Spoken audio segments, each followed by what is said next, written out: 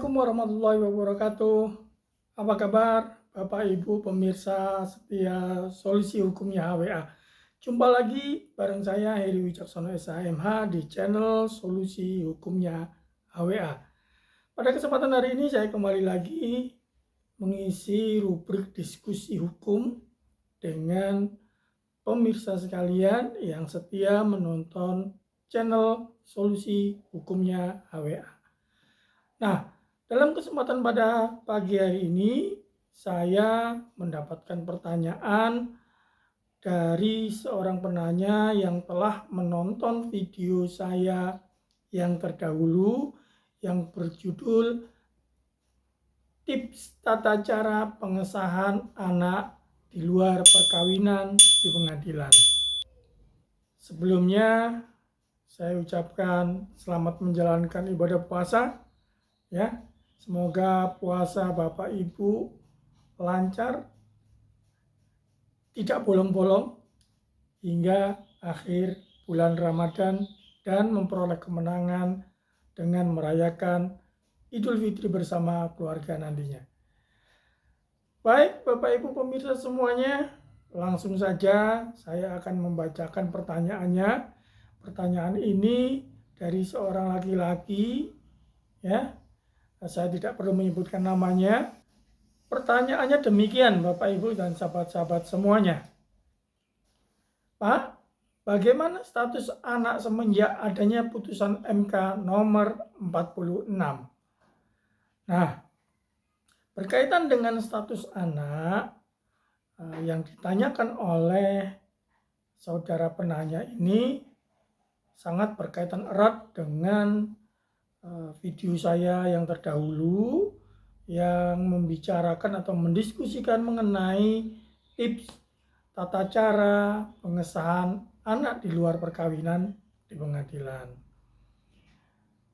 Pada tahun 2010 yang lalu ada salah seorang warga negara kita, warga negara Indonesia, mengajukan judicial review atau menguji undang-undang. Menurut hukum yang berlaku di Indonesia, Bapak Ibu, saudara-saudara pemirsa sekalian, perlu ketahui adalah dijelaskan di dalam pasal 2 ayat 1 dalam Undang-Undang Perkawinan, yaitu Undang-Undang nomor 1 tahun 1974, bahwa perkawinan adalah sah apabila dilakukan menurut hukum masing-masing agama dan kepercayaannya itu. Maka dengan adanya perumusan dasar hukum perkawinan yang sah seperti tadi yang disebutkan di dalam pasal 2 ayat 1 Undang-Undang nomor 1 tahun 1974 tentang perkawinan tersebut, tidak ada perkawinan di luar hukum yang sudah dipersyaratkan di dalam pasal 2 ayat 1 tadi yang sah atau yang sudah sesuai dengan Undang-Undang Dasar 1945. Nah, karena apa yang diatur dalam Undang-Undang pasal 2 ayat 1 tadi menjadi hukum nasional yang menjadi dasar tentang sahnya sebuah perkawinan menurut hukum negara Republik Indonesia. Itu yang perlu Bapak Ibu pahami terlebih dahulu. Mengenai pencatatan perkawinan diatur di pasal 2 ayat 2, ya. Di mana bahwa tiap-tiap perkawinan itu dicatat menurut perundang-undangan yang berlaku. Jadi dari tadi pasal 2 ayat 1 kemudian diatur lagi di dalam pasal 2 ayat 2 mengenai pencatatan setelah perkawinan berlangsung. Ada juga peraturan hukum Islam yang berlaku untuk masyarakat pemeluk agama Islam yang ada di Indonesia ini yang mengatur tentang status anak yang sah. Ya, ada namanya kompilasi hukum Islam. Disebutkan di dalam pasal 99, anak yang dilahirkan dalam atau akibat perkawinan yang sah, hasil perbuatan suami istri yang sah di luar rahim dan dilahirkan oleh istri tersebut. Itu yang disebut anak yang sah menurut hukum yang tertulis di kompilasi hukum Islam. Dengan adanya putusan MK nomor 46 tahun 2010 yang menghasilkan sebuah penetapan dari hasil menguji Undang-Undang Perkawinan nomor 1 tahun 74, ada perubahan ya, di mana di dalam permohonannya yang diuji itu adalah pasal 2 ayat 2 Undang-Undang Perkawinan nomor 1 tahun 1974 dan kemudian pasal 43 ayat 1 Undang-Undang Perkawinan nomor 1 tahun 74 juga. Bapak Ibu pemirsa Solusi Hukumnya WA, pasal 43 ayat 1 itu mengatur mengenai anak yang dilahirkan di luar perkawinan hanya mempunyai hubungan perdata dengan ibunya dan keluarga ibunya. Ya, jadi saudara penanya harus memahami dulu apa yang diuji dan dihasilkan dalam putusan MK nomor 46 tahun 2010 itu. Ada dua ya, tadi sudah saya sebutkan, yaitu pasal 2 ayat 2 mengenai pengesahan perkawinan dan kemudian pasal 43 ayat 1 mengenai status anak yang lahir di luar perkawinan. Nah, yang perlu Bapak Ibu ketahui lagi, judicial review ini diajukan oleh Hajah Aisyah Mokhtar alias Macica Mokhtar, nama artisnya Macica Mokhtar, dan anaknya juga, yang menganggap bahwa merasakan adanya hak konstitusionalnya yang dirugikan dengan adanya undang-undang perkawinan, terutama pada pasal 2 ayat 2 tadi dan pasal 43 ayat 1. Karena pemohon menganggap pasal-pasal tersebut justru menimbulkan ketidakpastian hukum yang mengakibatkan kerugian bagi pihaknya atau pihak si pemohon ini berkaitan dengan status perkawinan sirinya dan status hukum anak yang dilahirkannya yang dihasilkan dari perkawinan sirinya tersebut. Ya, jadi mesti dipahami lagi kontekstual permohonan yang melahirkan putusan MK nomor 46 tahun 2010 itu adalah pemohon ya dan anaknya itu merasa hak konstitusinya dilanggar dan merasa dirugikan oleh keberadaan dua pasal tersebut. Karena apa? Karena status perkawinan sirinya dan telah menghasilkan atau memperoleh keturunan dari perkawinan siri tersebut. Itu yang perlu dicatat. Karena apa, Bapak Ibu pemirsa? Ikuti terus ya video ini, jangan di skip ya. Tonton sampai selesai supaya pemahaman hukum, wawasan hukum Bapak Ibu pemirsa sekalian tidak sepotong-sepotong. Jadi memahami sebuah peristiwa hukum itu tidak bisa sepotong-sepotong.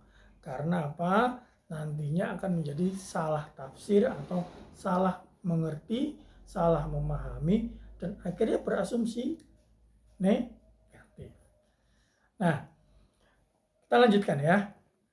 Anak di luar perkawinan itu bisa dimaknai dengan beberapa kejadian. Ya, yang pertama adalah anak di luar perkawinan yang dimaknai sebagai anak yang dilahirkan akibat perkawinan yang tidak dicatatkan secara negara. Tetapi perkawinan tersebut sudah berlangsung secara agama. Itu bisa juga dimaknai seperti itu. Ya, laki-laki perempuan menikah secara siri, tapi belum dicatatkan secara negara atau belum ke KUA. Nah, kemudian memiliki anak. Nah, anak di luar perkawinan ini dinamakan, ya, Bapak Ibu pemirsa semuanya harus memahami ini terlebih dahulu. Selain daripada itu, Bapak Ibu pemirsa sekalian, anak di luar perkawinan itu jika di dalam hukum Islam bisa dimaknai bahwasanya anak yang lahir di luar perkawinan yang mengandung pengertian bahwa anak tersebut hasil dari sebuah perzinahan antara laki-laki dan perempuan. Menurut bahasa hukum positif Indonesia, frasa anak yang lahir dari menurut hukum positif Indonesia, frasa anak yang lahir di luar perkawinan memiliki makna bahwa anak tersebut adalah hasil hubungan antara laki-laki dan perempuan yang tidak dicatatkan di KUA atau di kantor catatan sipil. Ya, itu tadi makna frasa kata anak yang dilahirkan di luar perkawinan. Nah, di sini kontekstual hasil putusan MK nomor 46 itu didasari dari makna frasa bahwasanya anak di luar perkawinan itu bahwa berasal dari hubungan antara laki-laki dan perempuan yang tidak dicatatkan di dalam KUA atau catatan sipil, ya. Sebagaimana yang sudah saya ceritakan tadi, bahwasanya si pemohon ini adalah pernah melakukan perkawinan siri dan kemudian memiliki anak dari perkawinannya tersebut.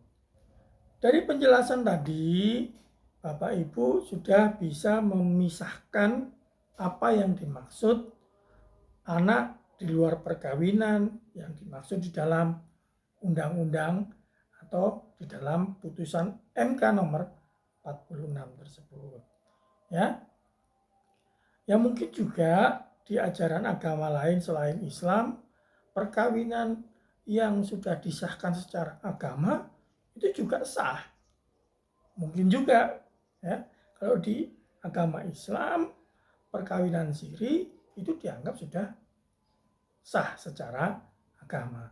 Tetapi ingat, di dalam undang-undang perkawinan kita bahwasanya perkawinan itu harus dilakukan secara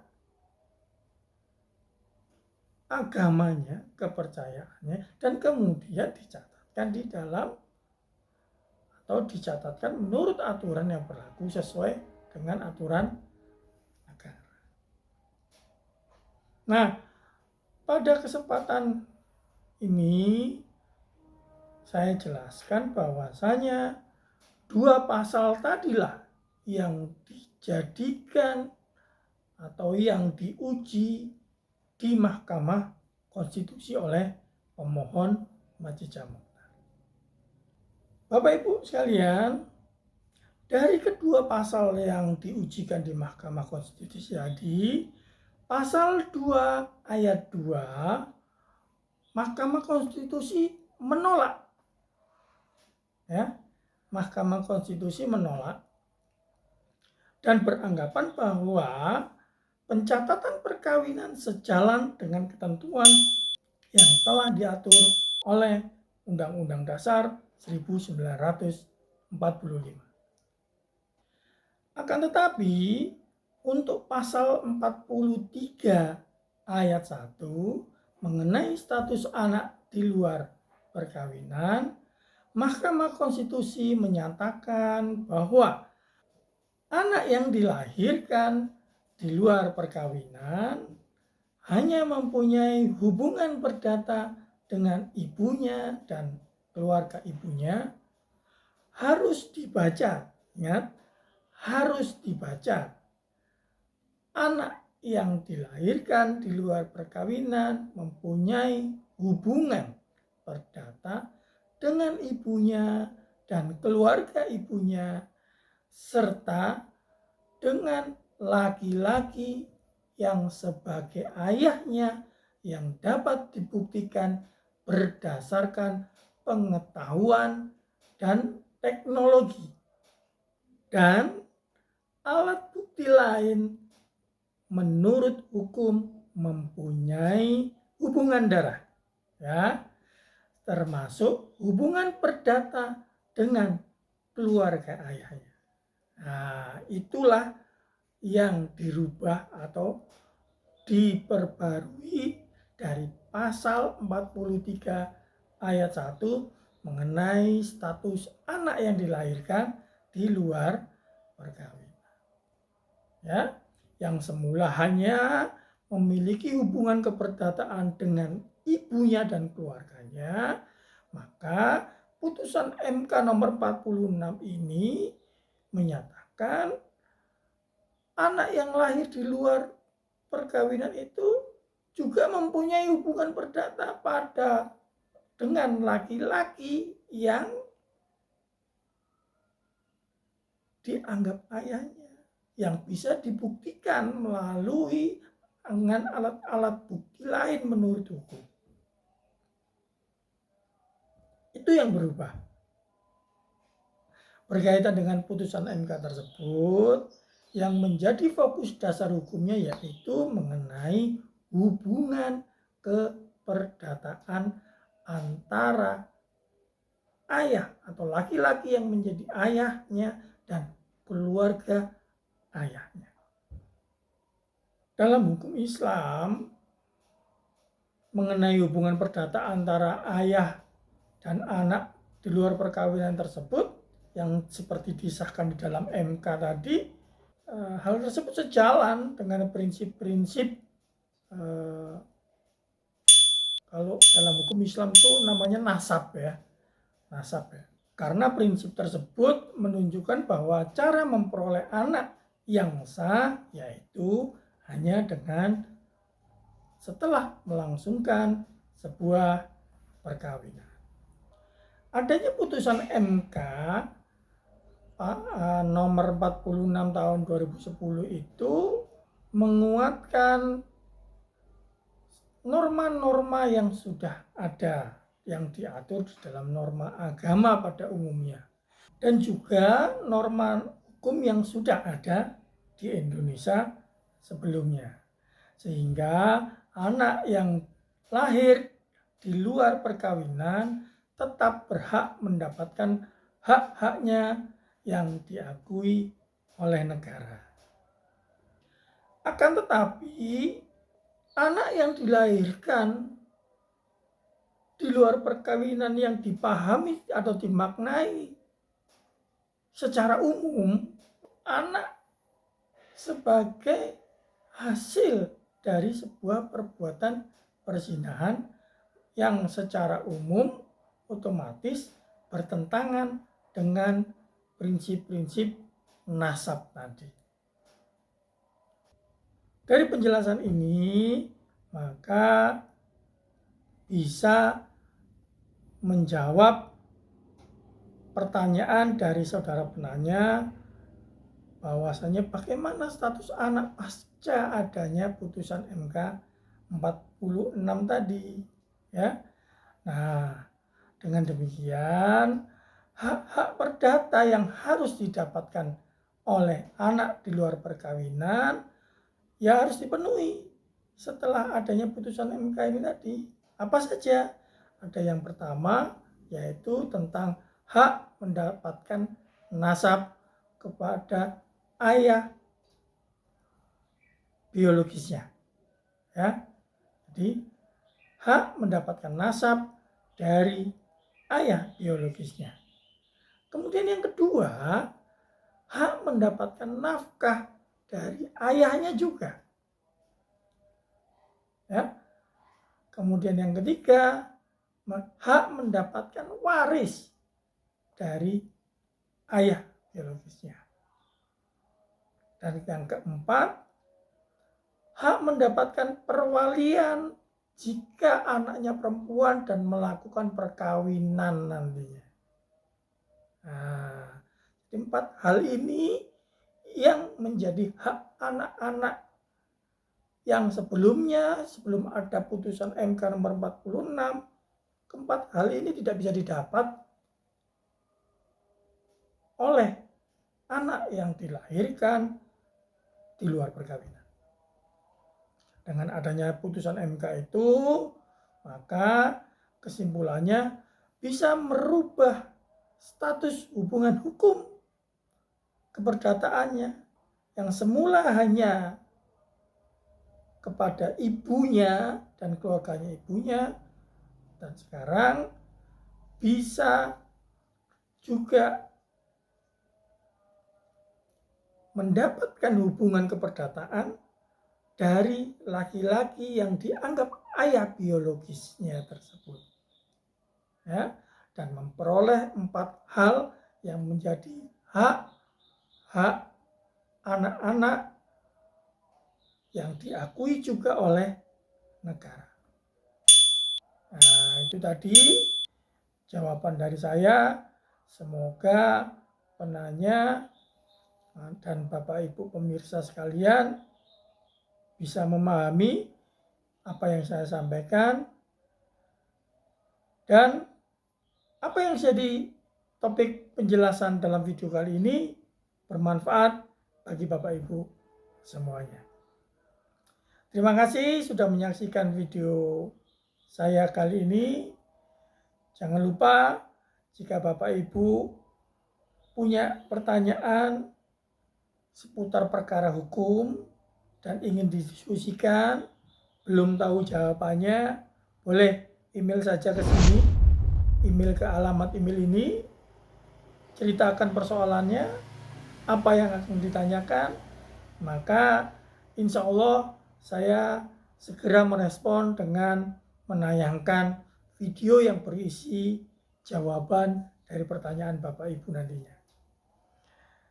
Terima kasih bagi Bapak Ibu yang belum memberikan like, komen, dan subscribe. Jika Bapak Ibu suka dan merasa video ini bermanfaat untuk Bapak Ibu semuanya, silakan saya mohon berikan like, komen, dan subscribe-nya. Dengan Bapak Ibu memberikan komen dan like atau subscribe, saya mengetahui jejak Bapak Ibu telah mengunjungi channel saya, dan saya akan segera juga membalas berkunjung ke channel Bapak Ibu semuanya. Semoga bermanfaat, semoga menambah wawasan Bapak Ibu semuanya. Saya akhiri, sampai jumpa pada video yang lainnya. Selamat berpuasa, semoga lancar. Assalamualaikum warahmatullahi wabarakatuh.